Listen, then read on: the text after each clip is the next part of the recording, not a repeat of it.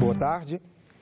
A Comissão de Assuntos Econômicos tem cerca de 200 projetos em pauta. Na reunião desta terça-feira, às 10 da manhã, começam a ser definidos os relatores de cada uma dessas propostas. Além disso, os senadores vão analisar o relatório da indicação de Roberto Campos Neto para presidente do Banco Central. Também será feita a leitura do relatório de 2 diretores do Banco Central e de uma diretora para a Comissão de Valores Mobiliários. A sabatina, como é de praxe, é sempre feita na semana seguinte. Roberto Campos Neto e os 2 diretores devem ser sabatinados no dia 26 de fevereiro.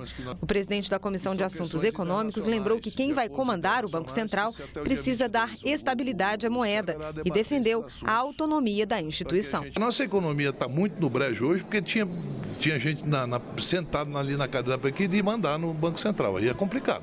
O presidente mandando no Banco Central não existe. Ninguém melhor. Nenhum presidente está preparado para ser presidente do Banco Central. De todos que passaram aí, nenhum teria a capacidade de ser presidente do Banco Central. Não conheço nenhum deles. A Comissão de Assuntos Econômicos começa os trabalhos com uma extensa pauta. Além das indicações para o Banco Central, há cerca de 200 projetos, entre os que foram apresentados ano passado e os já apresentados esse ano, que aguardam indicação de relatores. O presidente da comissão lembrou também que mesmo que a reforma da Previdência seja analisada por uma comissão especial, a CAI irá acompanhar os debates sobre o assunto. A Comissão de Assuntos Econômicos ela tem por obrigação fazer audiências públicas, chamar os segmentos para discutir, para a gente ver o que é melhor. O presidente do Senado Federal, Davi Alcolumbre, defendeu a criação de uma subcomissão do Senado para acompanhar a tramitação da proposta de reforma da Previdência na Câmara dos Deputados. Para ele, isso vai permitir a votação da matéria ainda no primeiro semestre de 2019. A gente vai conhecer o texto, dia 20, e a partir do dia 20, já com a CCJ instalada, com os membros indicados, tentar constituir essa subcomissão de acompanhamento para acelerar. Então, se isso der certo, eu acho que vai dar certo, a gente consegue nesse primeiro semestre aprovar. Já houve, em outros episódios, as subcomissões criadas para tentar dar celeridade para as matérias, e nesse caso específico, há o sentimento de se criar essa subcomissão. O regimento está sendo levantado tecnicamente para dar sustentação para a gente compor essa subcomissão, que é de acompanhamento, mas também é uma subcomissão que pode sugestionar para a Câmara dos Deputados o sentimento do Senado. O Senado também não quer ficar atrás na discussão do pacote anticrime encaminhado pelo governo à Câmara dos Deputados. Os senadores querem começar a debater a proposta antes mesmo da chegada do texto ao Senado. Uma das medidas do pacote quer garantir, em lei, a prisão logo após a condenação do réu pela segunda instância da Justiça. A proposta que será encaminhada ao Congresso muda leis e decretos para tornar mais efetivo o combate à violência e à corrupção. O texto torna crime o Caixa 2 em campanhas eleitorais, com pena prevista de 2 a 5 anos de prisão. Hoje, os casos são julgados com base no Código Eleitoral como omissão ou falsidade na prestação de contas e não se aplica a quem pagou o Caixa 2. Também torna regra no processo penal a prisão após condenação em segunda instância, um entendimento do STF que vem sendo aplicado desde 2016, mas com questionamentos na Justiça. A proposta traz uma inovação, a possibilidade de acordo para quem confessa o crime em casos sem violência ou grave ameaça e com pena máxima inferior a 4 anos. Segundo a Associação dos Magistrados Brasileiros, esse tipo de acordo conta com o apoio de mais de 80% dos juízes que participaram de uma pesquisa feita pela AMB. Na proposta do ministro Moro, ela tem que passar pelo juiz, o juiz pode verificar as condições do acordo, tem que ouvir o investigado, o acusado, pode recusar a homologação do acordo. Para endurecer o combate aos crimes violentos, o texto do ministro Moro propõe início de cumprimento de pena em regime fechado para reincidentes, para quem comete crimes com armas de fogo e para condenados por organização criminosa. Vale também para condenados por corrupção ou peculato. Também acaba com as saídas temporárias de presos condenados por crimes hediondos e torna mais rígidas as regras para a progressão de regime desses crimes quando houver morte. Essa advogada, que faz parte do Fórum Brasileiro de Segurança Pública, diz que a proposta não vai resolver o problema da criminalidade. O problema, por exemplo, é eu imaginar, não é o homicida ficar mais ou menos tempo preso, né? O problema é eu saber que a cada 100 homicídios praticados no Brasil, mais de 90 não é que eles ficam impunes, eu sequer sei quem foi o autor, né? Então esse é um problema. Aprimorar a capacidade investigativa das polícias, equipar e treinar a polícia, esse é um problema, né? Não me adianta ter uma pena maior, ou 3 vezes maior, ou 5 vezes maior, se eu continuar sequer chegando num processo criminal. A proposta ainda amplia os casos em que um juiz pode ouvir presos por videoconferência. A medida atende a uma demanda dos governadores que reclamam dos gastos com o transporte de presos para audiências nos tribunais. Só para você ter uma ideia, no ano de 2018, no Espírito Santo, 32 mil escoltas de presos, gasto desnecessário, risco a mais para a sociedade. Um dos pontos mais polêmicos da proposta é o que amplia os critérios de legítima defesa no julgamento de crimes cometidos por policiais em serviço. O texto diz que o juiz poderá reduzir a pena até a metade ou deixar de aplicá-la se o excesso tiver decorrido de medo, surpresa ou violenta emoção. O ministro Sérgio Moro tem reafirmado que o excludente de licitude não é uma licença para matar, mas a proposta recebe críticas. Nós vivemos num país que é um país conflagrado, em que existem disputas entre facções, organizações criminosas e também disputas entre estas e a polícia. Quando nós temos uma legislação penal que traz um nível de subjetividade que pode dizer que esta conflagração é uma guerra declarada, nós estamos dando uma licença para matar o inimigo. O ministro da Justiça, Sérgio Moro, já fez alguns ajustes no texto inicial, que deverá ser encaminhado ao Congresso. A discussão começa na Câmara, mas o presidente do Senado, Davi Alcolumbre, disse que a ideia é que os senadores adiantem o debate por aqui. Isso é um assunto na reunião de terça-feira, porque existem alguns senadores que querem, paralelamente à discussão na Câmara dos Deputados, já irem reunindo aqui com os líderes que estão tratando na Câmara para tentar adiantar o debate aqui no Senado. A parte de repressão está bem cuidada nesse projeto. É preciso qualificar, intensificar, tornar mais dura a repressão à prática de crimes, mas a gente tem que cuidar também do passo antecedente, que é a prevenção para que esses delitos não aconteçam. Isso passa na seara da violência urbana por educação, uma melhoria social, mas na seara do colarinho branco passa também por regras novas para normatizar e deixar mais claro o ambiente de negócios. A TV Senado é uma ótima maneira de acompanhar o trabalho dos políticos, mas há outras formas de fazer isto. Agora, um aplicativo de celular permite aos brasileiros acompanhar a atuação parlamentar de cada um dos senadores e dos deputados federais. Esta semana, algo chamou a atenção de quem passou pela esplanada dos ministérios. Um binóculo gigante de 15 metros de altura em frente ao Congresso Nacional, para instigar os eleitores a ficarem de olho nos seus representantes. Segundo pesquisa do Pew Research Center na eleição anterior, apenas 42% dos brasileiros acompanha com frequência os acontecimentos relacionados à política do país. Você lembra em quem que o senhor votou para deputado e para senador nas últimas eleições? Deputado, eu não votei não, eu votei só senador, deixa eu lembrar aqui. Senador, não me lembro não. Nem para deputado? Lembro, mas eu não estou lembrando o nome dele aqui não, não sei não. Para senador, não lembro não, nem deputado não.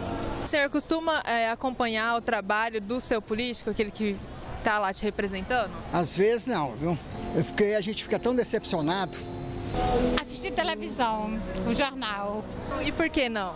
Porque eu não sei, eu quase não tenho tempo, né?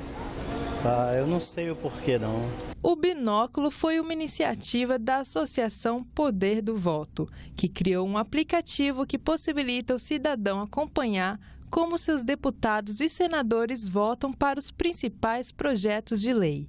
Além disso, ele também mostra a opinião de diferentes entidades sobre determinadas propostas. Se você investir 5 minutos no Poder do Voto por semana, falando vote dessa forma uma semana, sou contra, sou a favor, você cria o seu perfil privado e eu respondo a pergunta, que é um botãozinho no app. O meu deputado me representa ou não me representa? Se ele não te representa, vai ter um botão dizendo que deputado daquele estado ou do distrito vota mais parecido com seu perfil privado. Para o cientista político Lúcio Renaud, as novas tecnologias são fundamentais para mudar a relação que existe entre eleitor e representante. Além de permitir que o cidadão aprenda sobre política e se posicione nas discussões mais relevantes, tem o papel de fiscalizar o desempenho do parlamentar.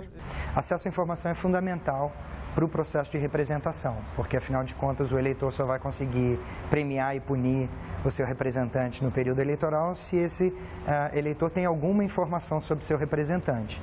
Então, um acesso mais facilitado à informação que, por exemplo, as novas tecnologias de TI trazem para o dia a dia do cidadão, facilitam muito essa capacidade do eleitor de acompanhar o desempenho do seu representante e, através disso, de se envolver mais na política. Eu não vou dizer participar mais da política, mas ter mais informação e se envolver mais, tomar mais pé do desempenho do representante, o que é fundamental para o bom funcionamento da democracia.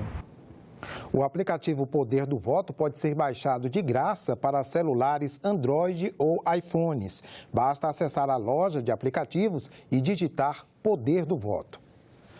Apesar da bancada feminina ter aumentado de 10% para 15% no Congresso, no Senado o que aconteceu foi uma queda na representação. O número de senadoras caiu de 13 para 12.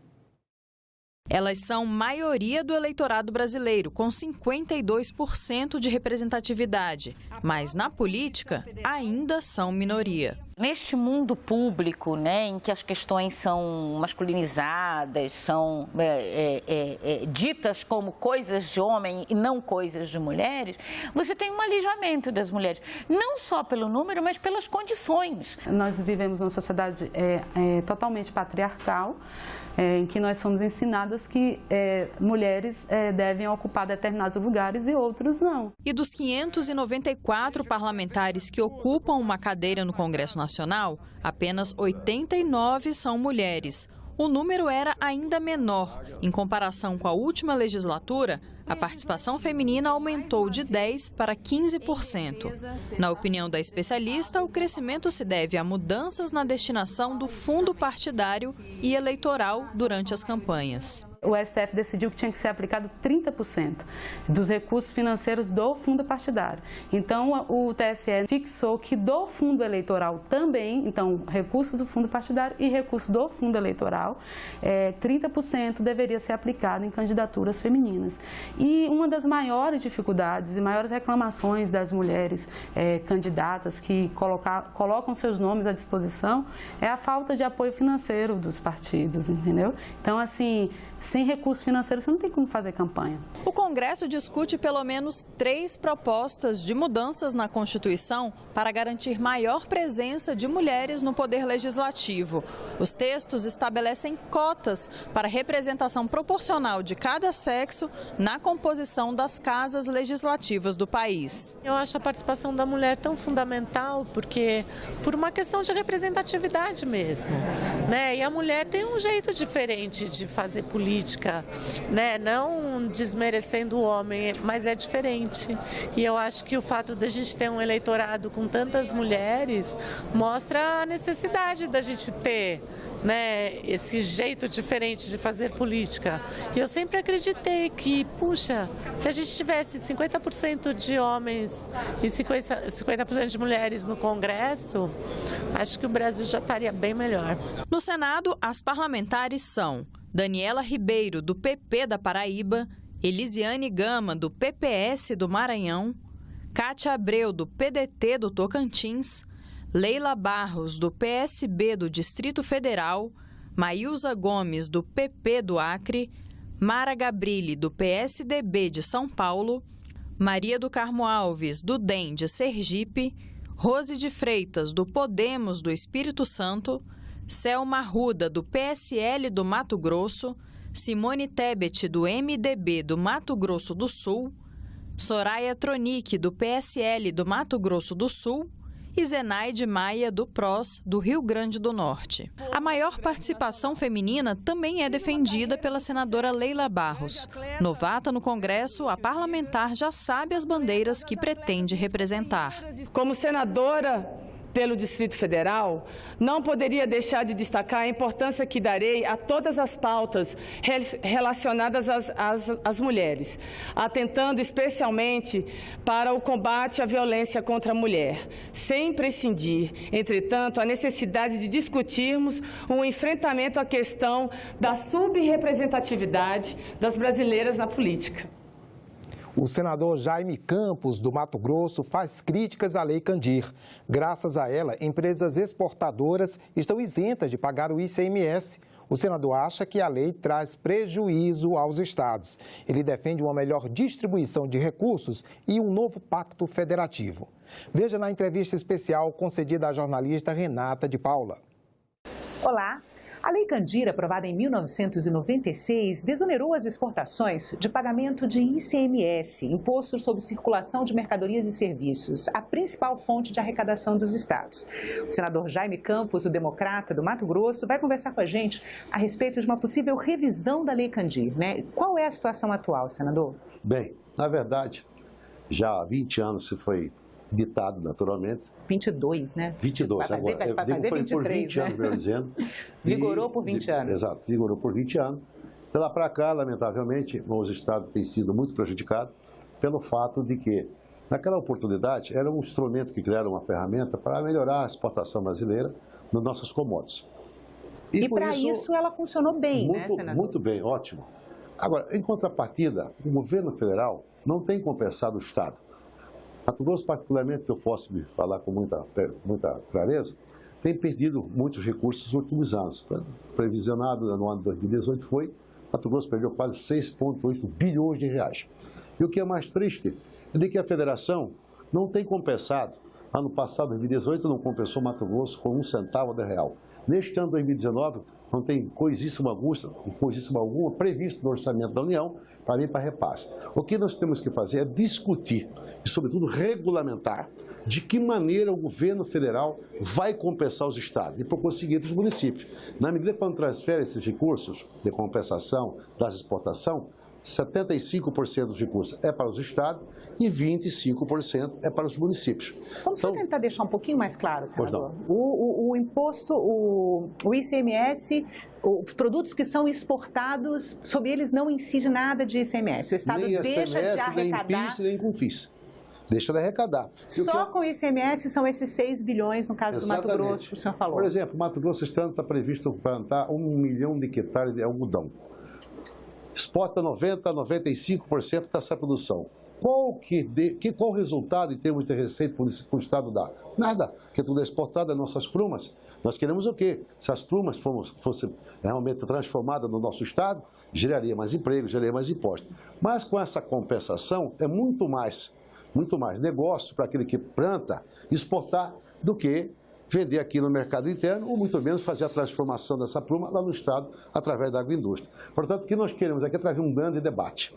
O governo federal não pode continuar fazendo o quê? Cortesia com o chapéu dos outros. Ou seja, os estados do Mato Grosso, Pará, Goiás, Paraná, em síntese, aqueles estados mais exportadores das commodities, por exemplo, a região centro-oeste do Brasil, tem perdido imensos recursos. E o governo federal não está compensando por coisa alguma. Então nós vamos travar um debate grande aqui, urgentemente. Já tivemos há poucos dias atrás com o governador Mauro Mendes, com o ministro Paulo Guedes, mostrando a necessidade premente de que o Estado reveja a maneira desse tratamento que tem dado em relação aos estados que mais exportam do Brasil. Por incrível que pareça, o Mato Grosso é o maior exportador em relação à soja, o algodão, o milho. Mais de 50% da produção de algodão brasileira sai do Mato Grosso, né? Exato, tanto é verdade que o rebanho bovino maior do Brasil também está concentrado no Mato Grosso, são 30 milhões de cabeças. A carne também é isenta, e das 7, etc. Então nós temos que estudar urgentemente essa compensação. No primeiro instante, o governo federal tem que pagar os estados de 2018. E em 2019, nós temos que caçar uma formatação que fica bom para os estados, e, com certamente, também fica bom para a federação. Nós sabemos a dificuldade de todo mundo, mas não podemos nós pagar toda essa conta. Mas com o fim da vigência da Lei Candir, esse processo foi parar no Supremo, né? E agora ele está sendo definido pelo TCU, né? Qual é o montante que o governo federal vai pagar? Na verdade, não tem nenhum parâmetro aí. O que estava previsto é 1.980 bilhões. Esse está previsto. Previsto para? Fazer a partilha para todos os estados que são contemplados. É 1.980 bilhões. Muito pouco, quase irrisório, quase insignificante. Só para dar um exemplo, Mato Grosso, se tivesse cobrando o ICMS, arrecadaria quase 7 bilhões. Como não então, arrecada. É 1.8 bilhão para todos os estados? Todos os estados. Mato Grosso, de 1.980 é contemplado apenas com 500 milhões. Se ele tivesse cobrado o ICMS, seriam 7 bilhões. Nós não tínhamos nenhuma dificuldade. Então é muito pouco diante daquilo que tem causado prejuízo à receita do estado do Mato Grosso. Mas eu espero que o governo federal, naturalmente, reveja e façamos deste ano um grande debate e chegamos a um ponto de que certamente a federação não precisa desembolsar muito, e, por outro lado, os estados também não tomam esse monstruoso prejuízo em relação aos repasses. Com isso, temos dificuldade para melhorar a nossa logística, nossa saúde, nossa educação, a segurança, por falta desse recurso que é premente e urgentemente nós temos que ter uma decisão através do Congresso Nacional e certamente o governo, através do Poder Executivo, tomou uma decisão para que nós evitamos que os estados que já estão quase literalmente todos falidos possam recuperar as suas finanças com essa fonte de receita. O Congresso Nacional, ano 2017-2018, fez uma comissão temporária, especial, que se dedicou exatamente a tentar reverter a situação, né, da Lei Candir. Você pretende aproveitar o trabalho dessa comissão? Em parte, sim. Eu, até certo ponto, discordo, até pelos valores que estão previstos.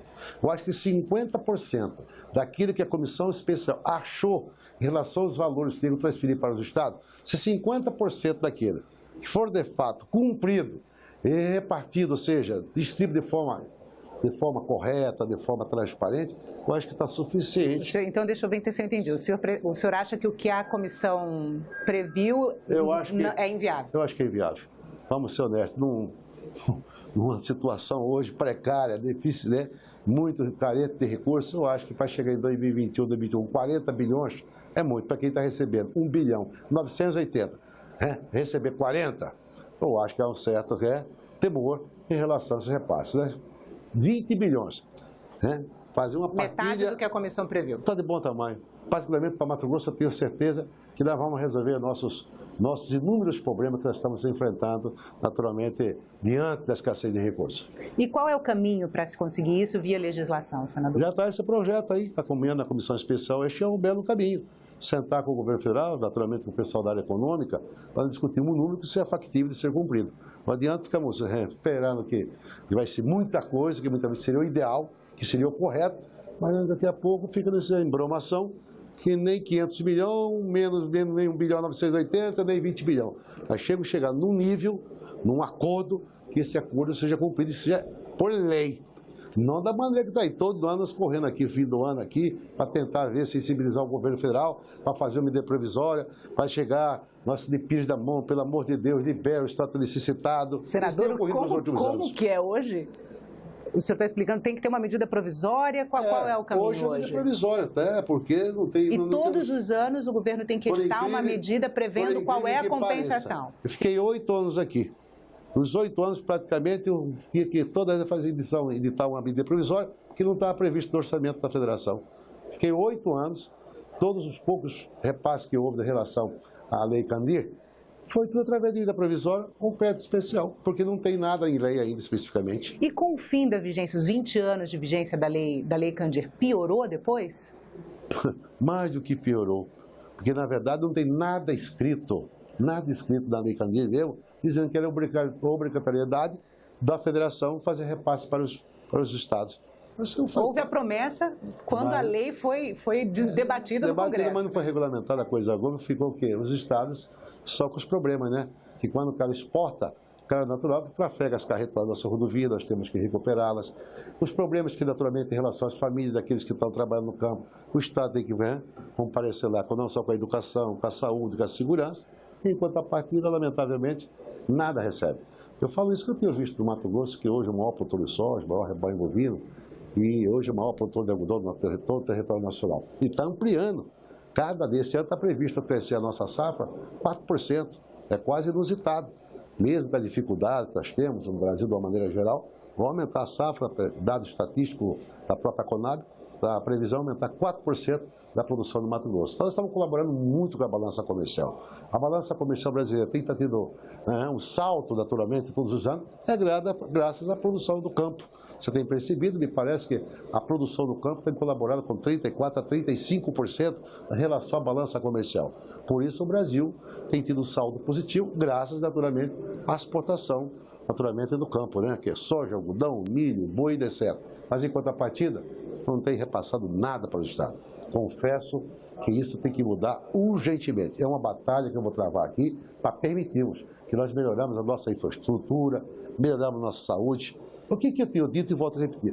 O que adianta o Mato Grosso ser rico, o maior produtor de soja, o maior rebanho bovino, em contrapartida, nós temos ainda pessoas vivendo abaixo da linha da miséria. Ou seja, algumas famílias que vivem ainda com renda da Bolsa Família, nós temos que acabar, melhorar essa distribuição de renda, fazermos justiça social. Só, naturalmente, com essas receitas que estão hoje concentradas em cima da tesouraria do governo federal. Nós temos que melhorar essa distribuição, discutimos o novo Pacto Federativo e assim por diante. Caso contrário, você está acompanhando, alguns estados estão literalmente falidos, sem capacidade financeira para pagar nem a folha de pagamento e muito menos fazer o custeio da máquina. E no mínimo tem que ter comida para preso, carro, a polícia tem que ter gasolina para correr, para prender os malandros, etc. As UTI funcionar, no Mato Grosso hoje praticamente está tudo parado. A polícia recolheu 50% dos carros da polícia estavam na rua fazendo patrulhamento extensivo e preventivo, várias UTI paradas. E nós com um enorme saldo positivo financeiramente aqui na mão do governo federal. Bom, senador, muito obrigada pela entrevista. Ficamos por aqui. Você pode rever as reportagens desta edição na nossa página na internet senado.leg.br/TV. Obrigado pela companhia e até a próxima.